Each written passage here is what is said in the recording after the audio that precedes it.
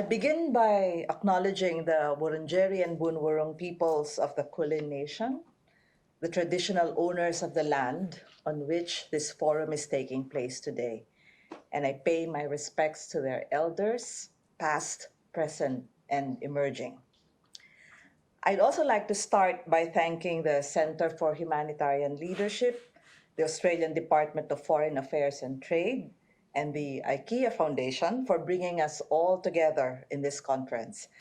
IKEA and the Center for Humanitarian Leadership do incredibly important work that promotes the effectiveness of transferring significant resources from global agencies to local groups, and for continuing to explore how this could be a game changer for the way that humanitarian aid is delivered.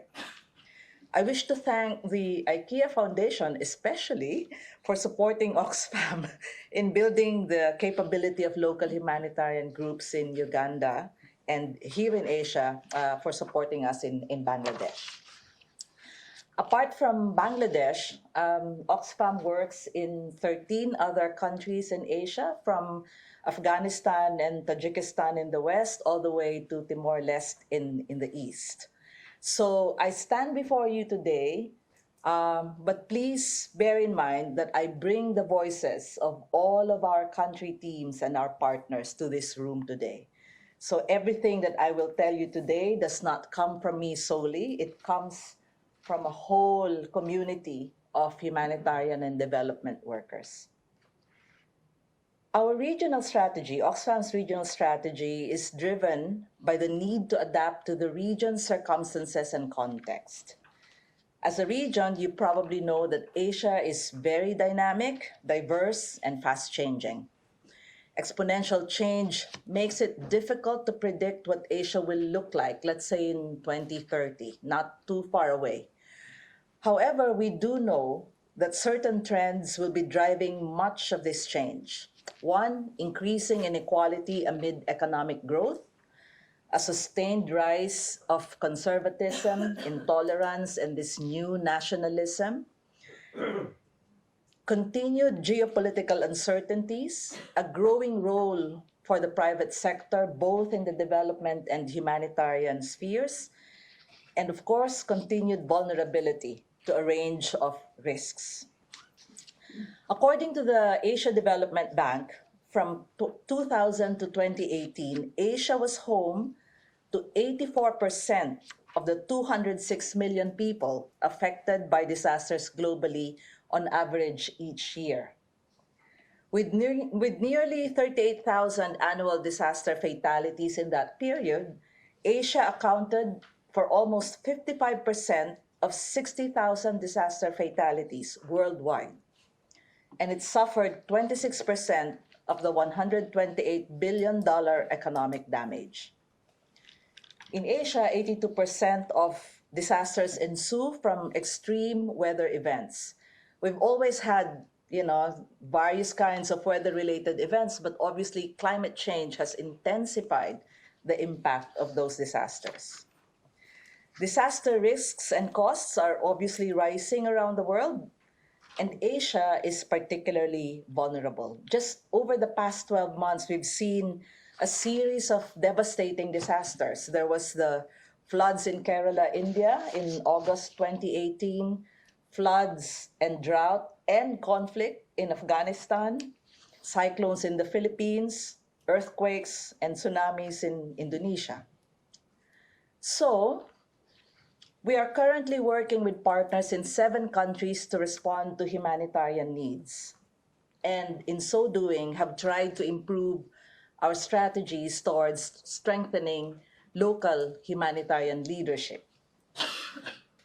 Our Asia regional strategy states that in the years to come, the face of Oxfam, at least in Asia, will increasingly be that of the people we work with, not of Oxfam staff.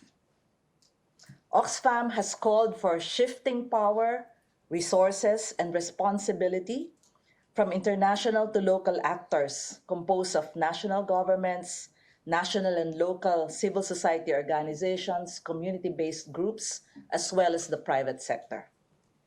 We need to shift the supply-driven system where donors, the UN system, international NGOs, including Oxfam, dictate terms to local communities and organizations to one where decisions and the power and the resources lie with local actors. The good news is that there are models in operation now that are showing us how we can do this. In the Philippines, Oxfam has a partner-led model for humanitarian response. They have 10 local partners trained to provide humanitarian work, 3 of whom are women's rights organizations. And I'll come back to that because that is really significant for us. Oxfam and our partners have a joint contingency plan that we simulate yearly. And at the core of this contingency plan are 1, a quick response fund that partners can quickly access for a humanitarian response, and 2, a business continuity plan, which gives partners access to financial services, human resource services, and other kinds of services in case of disruptions to their own systems. In Indonesia, Oxfam has, of course, been investing in local partner humanitarian capacity building since the 2004 Indian Ocean tsunami, where I served as a senior program officer. By the way, I started in Oxfam as a program officer back in 1999, before that kind of dates me. So I did serve in the 2004 ocean tsunami response in Aceh. And I learned a lot from that response. But it was only in the recent Sulawesi emergency that this approach of local humanitarian leadership, this approach to localization, was truly tested on a large-scale response. The real-time review of the Sulawesi response showed benefits of the model, including increased access and speed of response, with an approach that was localized and fit for purpose. Challenges included establishing one administrative and logistic system, the ability to match operational with strategic thinking, a very common problem, and Oxfam's continued insistence on visibility. It also begs the question, what then is the role of international NGOs in a localized humanitarian future? If you'd like to delve more into that question and the answers to that question, and this is a plug, I highly recommend Session J after lunch today on disaster preparedness. My colleagues from Indonesia will talk about the practical elements of a locally led humanitarian response in their session beyond the partnership approach. What's being done by Oxfam and our partners in the Philippines and Indonesia gives me a lot of inspiration and hope. In due time, we will evaluate and draw lessons from these models and share whatever knowledge we might be able to derive. Knowledge generation and sharing that is not limited within the confines of Oxfam, but rather is free-flowing among Oxfam, our partners, and even our non-partners. A knowledge-based organization is another key lever in our regional strategy because we believe that our relationships with others should not be based on funding alone. I really want us to move beyond grants making, but more and more on the exchange of valuable knowledge and expertise. But let me pick up and amplify on the partnerships that we have with women's rights organizations. That is my main point for today, and why we think that having more women humanitarian leaders is potentially an approach that will help transform the humanitarian system. Why? Why local and national women's rights actors should play an important role in humanitarian action? They don't. And this leaves women and girls' needs being met inadequately. Why? Because it could mean new actors. Currently, many, if not most, of the local humanitarian groups are male-dominated organizations. Why? Because it would mean new approaches. Women's rights actors can adopt successful approaches used in their long-term work to a humanitarian setting to improve the outcomes of responses. Coming back to the Philippines, Oxfam tested how we could integrate our advocacy and initiatives that address women's heavy and unequal responsibilities for unpaid care work into a humanitarian response to a typhoon in northern Philippines. This led to an unpaid care work analysis that is now being used in delivering a humanitarian cash for care work. This is a program by that's now being rolled out by local humanitarian organizations, where women who were acting as caregivers for their families after a natural disaster or conflict were included in the cash programming. Prior to such an intervention, women who were saddled with caring for children, the elderly, the sick, could not participate in cash for work programs simply because they had no time. Their inclusion in cash for care challenged social norms about what constitutes work and the value of women's reproductive role in communities, which can contribute towards gender equality in the long term. A key component of the approach was to raise the consciousness of men and women, because women themselves believed that the reproductive work that they do had no value. Initially, as might be expected, the men weren't so welcoming of the idea, but when they saw how the extra cash were used by women for their families' needs, apart from their own personal needs for underwear, house clothes, sanitary pads, and the like, they began to realize that there indeed was value in the work that women do inside their homes. But how might humanitarian leadership look like in the Asian context? An example could be partnerships we have in Bangladesh under the Empowering Local and National Humanitarian Actors Project. We call it ELNA for short. Partners in the Barguna district in the southern part of Bangladesh determined that there was a gap in the humanitarian sector for a united voice for the rights of women and girls before, during, and after a disaster response. They worked together to form a gender task force with 30 members representing government departments, local NGOs, community-based organizations, as well as businesses. And now, the task force is a united voice for women. And because it had government representation, they are able to reach decision makers. They have already successfully lobbied for increased women-specific facilities at cyclone shelters, providing an example of a physical, tangible change. The Bangladesh Women's Humanitarian Platform, which is a recent initiative, is another example of an ELNA-supported project. Of course, Bangladesh has a lot of vibrant and strong women's rights organizations in the country, but they have so far not been systematically involved in humanitarian responses or represented within decision-making spaces during emergencies. In November 2017, over 30 representatives from women's rights organizations held a workshop to discuss their experiences in humanitarian work, and then decided to form a platform through which they could work systematically together, learn and build their capacity, and influence the humanitarian community in Bangladesh to adopt a strong focus on gender equality and women's rights. Although relatively new, the platform has already been able to influence the humanitarian community in Bangladesh. That is how strong women's voices are. It provided an avenue to include women's rights organizations in a national policy review. It documented the experiences of Rohingya women refugees and called for a stronger focus on gender and women's rights in the humanitarian response.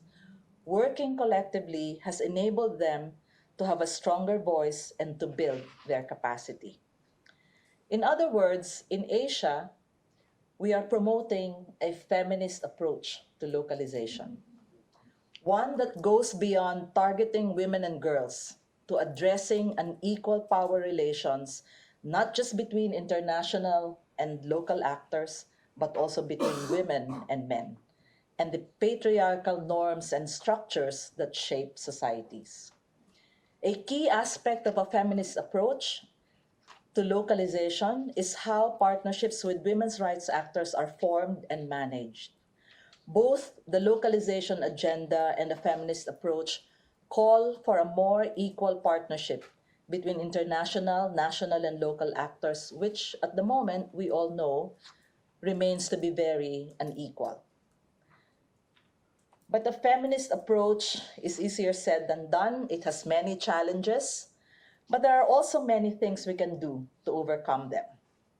According to a paper by Oxfam Canada, women's rights organizations, to begin with, this is the first challenge, they are often not recognized as humanitarian actors and not systematically included as partners.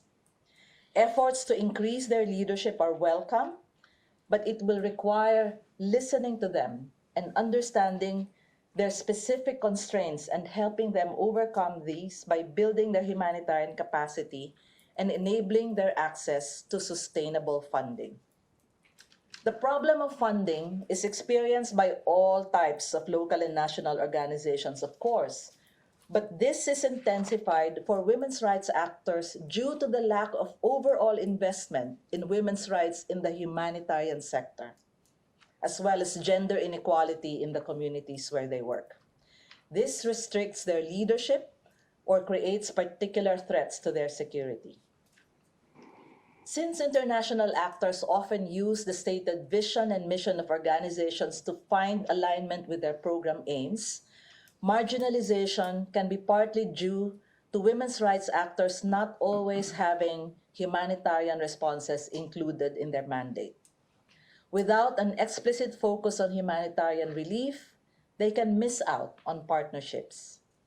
There is also, of course, that tendency to not see gender equality or women's rights as a core part of humanitarian action. How many times have we heard that gender mainstreaming or gender equality is not life-saving work? But on the contrary, it is important to recognize the work of women's rights actors in humanitarian settings as essential to humanitarian action. A crisis is an opportunity to address the core inequalities between women and men.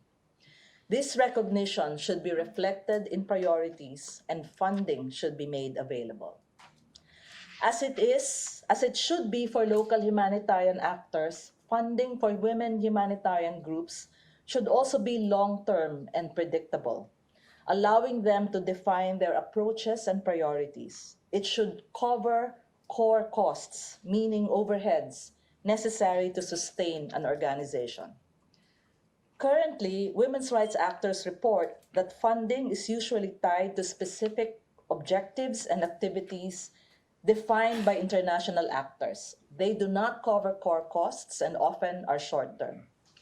The lack of quality and appropriate funding makes it difficult to build and maintain capacity and to develop institutionally.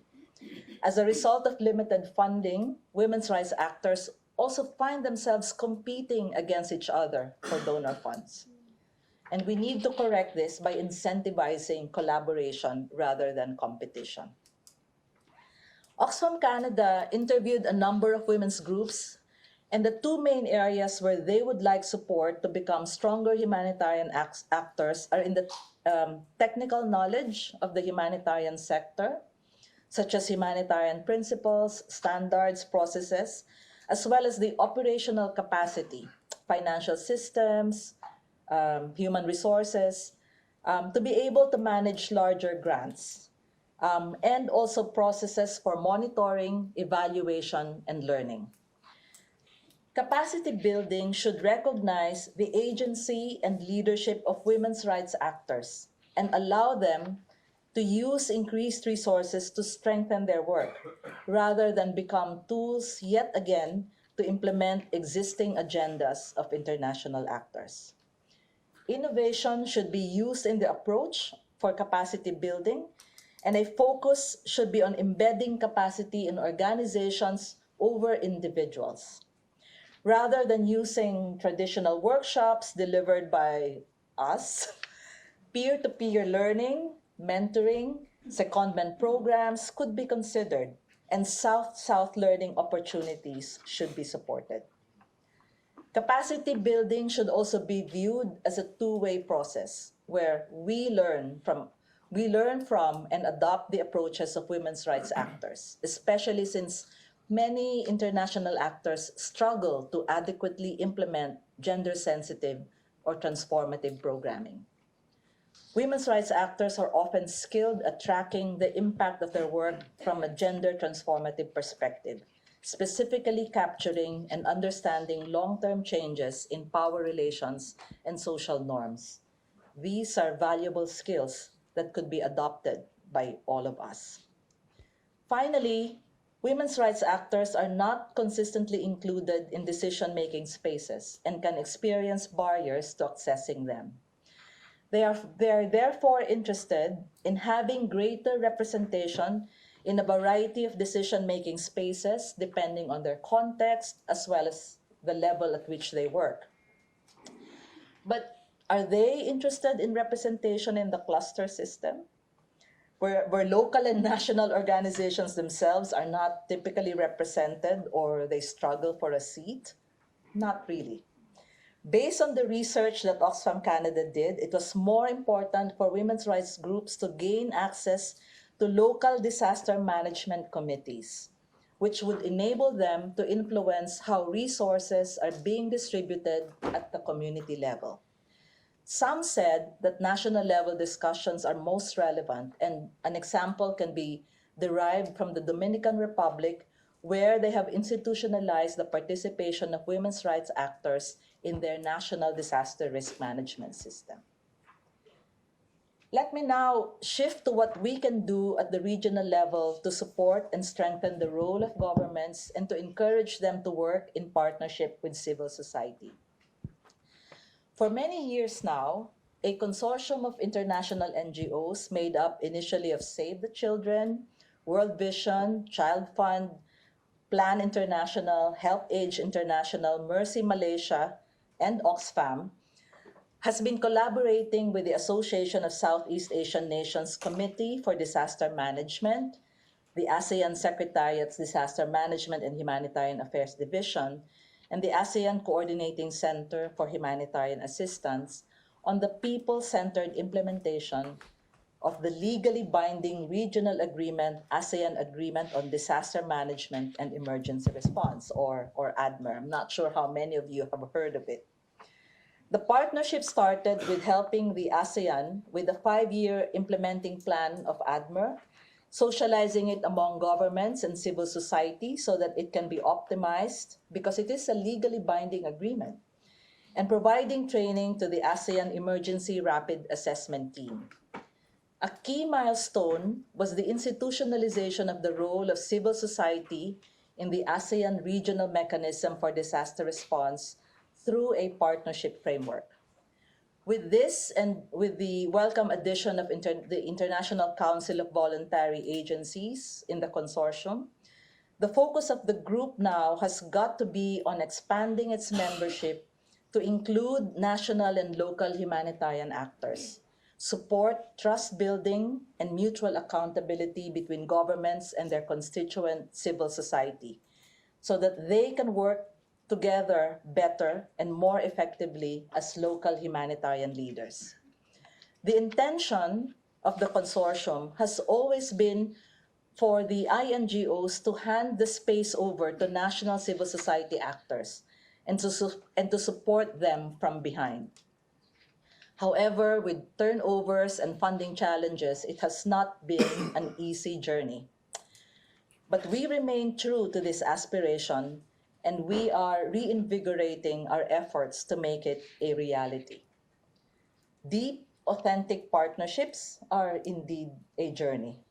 And I'd like to conclude with a quote from Righting the Wrong, a paper Oxfam published in 2016. True partnerships may be better perceived as a journey, where collaborating, coming together, and complementarity lie at the heart of the relationship. However, many humanitarian partnership journeys, as those in the wider sector, are often more about transactional relationships rather than truly collaborative partnerships. Transactional partnerships are those based on service contracts, linear accountability, funding relationships, and transferred risk. But we know that if we want transformational change to address complex humanitarian and development problems, the nature of partnerships needs to be fundamentally more collaborative. Collaborative relationships are those that are based on co-created activities, mutual accountability, layered or multidimensional relationships, and shared risk. We are still a long way from the end of this journey, but we must keep moving towards it. Thank you.